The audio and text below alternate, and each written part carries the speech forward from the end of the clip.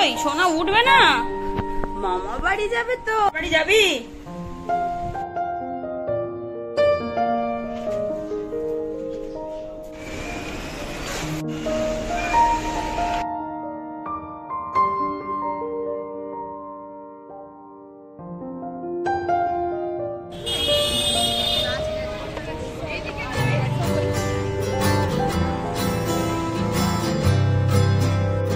কোনটা ভালো তুমি বলো বলো। সব নতুন জিনিস আসলে আগে প্রথমে যে দেখবে লোকটা কি বাবা থাকলে দেখো ওই দেখো।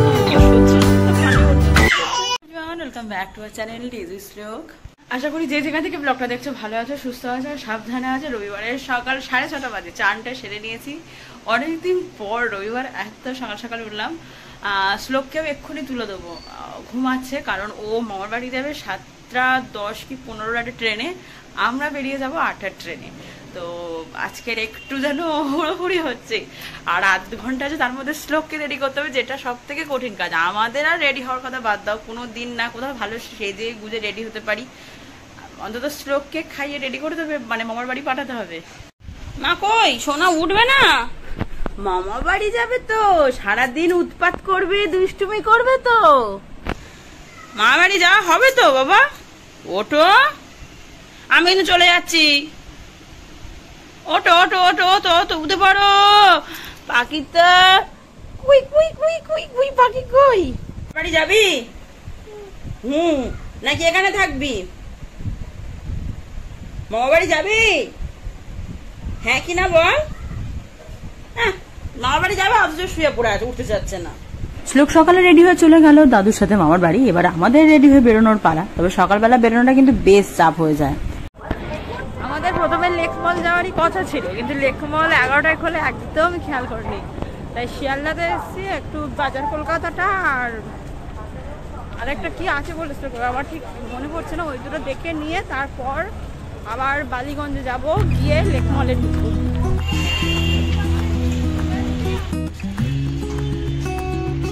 মাঠ বাজারের কালেকশনটা আমার বরাবরই খুব ভালো লাগে, একটাই কারণে এদের কুর্তিগুলো আমার খুব ভালো ফিটিংস হয়। তবে এত কিছুর মধ্যে লাস্ট পর্যন্ত কোনটা নেব এইটা সিলেক্ট করতে করতে কখন যে 1-1.5 ঘন্টা বয়ে যায় সত্যি বোঝা যায় না।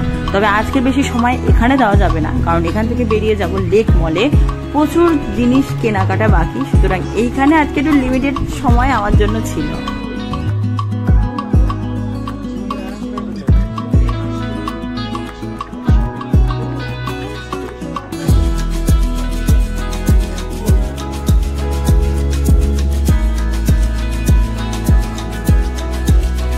থেকে 90% না হোক, অন্তত 40%, এই 60% কেনাকাটা কমপ্লিট। এবার লেক মলটায় যাবো। বাড়ি থেকে ভাত খেয়ে বেরিয়েছি, তাও আজকে দুপুরে একটু মধ্যাহ্ন ভাত করেছিলাম, চিকেন রোল খেয়ে দিয়ে সোজা চলে গিয়েছিলাম লেক মলের উদ্দেশ্যে। এই রাস্তাগুলো দিয়ে গেলে না একমাত্র তখনই বুঝতে পারি জীবনটা কতটা পাল্টে গেছে। আগে পুজোর সময় এই রাস্তা দিয়ে যে কত যেতাম তার কোনো হিসাব নেই, আর এখন বছরে একবার কি দুবার, তাও খুব দরকার না পড়লে আর বেরোনোই হয় না। এটাই হয়তো জীবন, আজ একরকম কাল আর একরকম।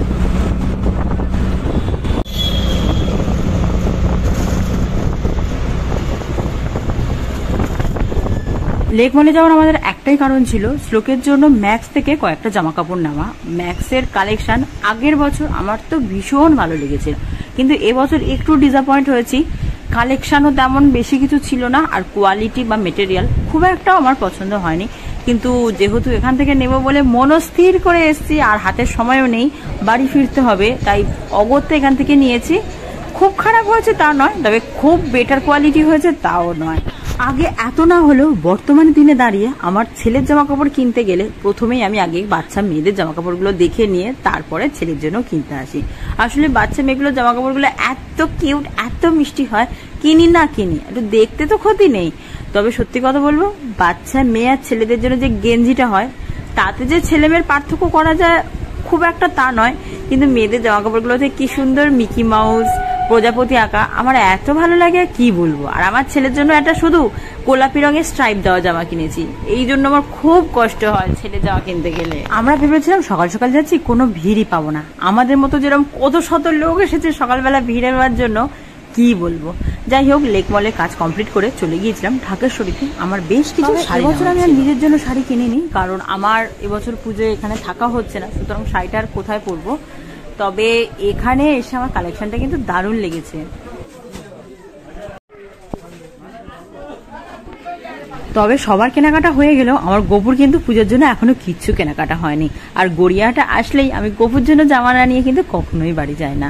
তবে এবারে খুব একটা যে আমার পছন্দ হয়েছে সেটাও নয়, কেন জানি না এবার আমার খুব একটা কিছু পছন্দ হচ্ছিল না, তাও গোপুর জন্য একটা জামা নিয়েই এসেছি।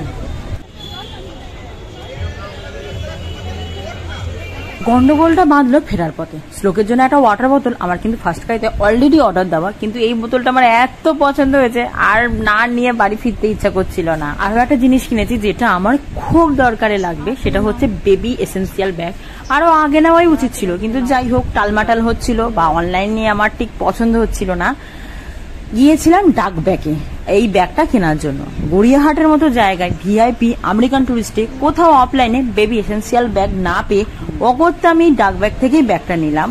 ডাক ব্যাগ থেকে নিয়ে এবারে সোজা বাড়ি, কারণ শ্লোকটা অনেকক্ষণ বাড়িতে, আর আমার কেন জানি না আজকের খুব মনটা কেমন করছিল যে ওকে নিয়ে আসলাম না, ওকে নিয়ে আসলাম না, তাই এবারে একটাই গন্তব্য বাড়ি। বাড়িটা কি বলে বুঝতে পারি না, বিভৎস গরম লাগছে।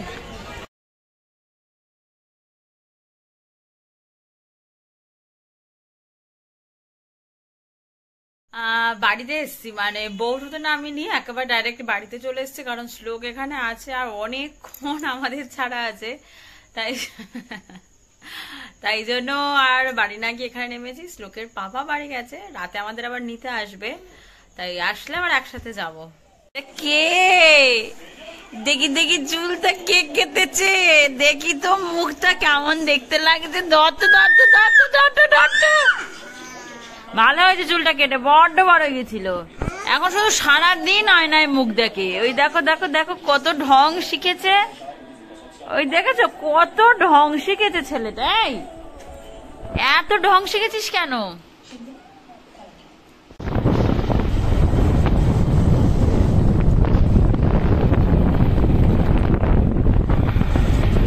হ্যাঁ, 10:05 বাজে বাড়িতে চলে এসেছি। আজকে আর এখানে আমি খাইনি, ওখান থেকে খেয়ে দিয়ে এসেছি, যার জন্য আজ তাড়াতাড়ি হয়েছে। নিয়েছি হচ্ছে এই ব্যাগটা। সত্যি কথা বলবো, অনলাইনে বহুবার দেখেছি, একবার বাড়িতে এসেও ছিল, কিন্তু ঠিক মনের মতো যেন হচ্ছিল না। বাড়ি ডাক ব্যাগের ব্যাগটা ডাক ব্যাগের শোরুম থেকে নিলাম, কিন্তু এটা ডাক ব্যাগ নয়, এটা হচ্ছে তোমার হটসি। আমি ঠিক বুঝলাম না ব্যাপারটা কি হয়ে গেল। তো যাই হোক, খুব পছন্দ হয়েছে। আর শ্লোকের কোনো একটা খেলনা ও বাড়ি থেকে মার বাড়ি থেকে নিয়ে এসছে। যাই হোক, এই সরি এটা বাড়ি ছিল, মার বাড়ি গিয়েছিল আবার বাড়ি এলো, অনেক জায়গা ধরেছে। ব্যাগটা আমার জন্য এক কথায় দারুণ। আর এইগুলো হচ্ছে সব নতুন জামা আমার, শ্লোকের সব পরে দেখাবো, আজকের আর শরীর চলছে না। এই যে আমার শ্লোকের ফুল লুক। আজকে আমি বলেছিলাম চুলটা একদম ছোট করতে, এত জ্বর আসার একটাই কারণ, অত্যধিক ঘামে আর অত্যধিক চুলটা ভেজা থাকতো। বাড়িতে কোনো নতুন জিনিস আসলে আগে প্রথমে যে দেখবে জিনিসটা ঠিকঠাক কিনা, সেটা হচ্ছে শ্লোক। আরে হ্যাঁ, জ্যাকেট দিয়েও বউ সাজ, বুঝলি? এটা ওর বাবার জ্যাকেট, জ্যাকেট ঠিক না উইন্ড সেটার মতো, যাতে হালকা ঠান্ডায় পরা যায়, ও সেটা নিয়ে ওস্তাদি মারছে। দেখো দেখো কত ওস্তাদি। ও বাবালে যা শ্লোক টুকি, বাবু টুকি ধাব্বা, বাবু তুকি বাবু তুকি বাবু তুকি বাবু তুকি তুকি ধাপ্পা।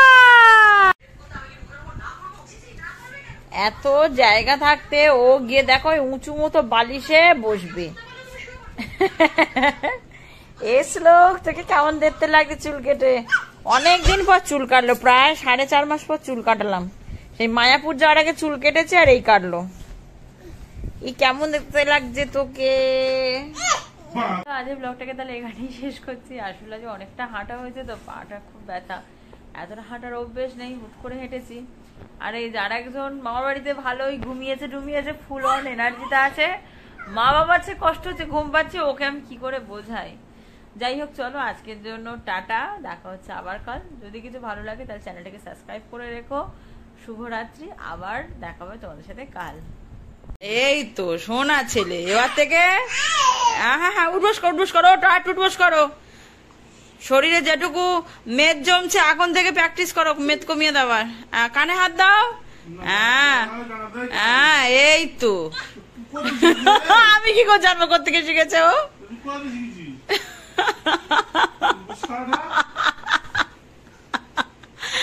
ওর সাথে কার থাকলে যে দিন। ওই দেখো ওই দেখো, সত্যি সত্যি তো কানে শুয়ে পড়। ওই দেখো, চল শুয়ে পড়, শুয়ে পড়।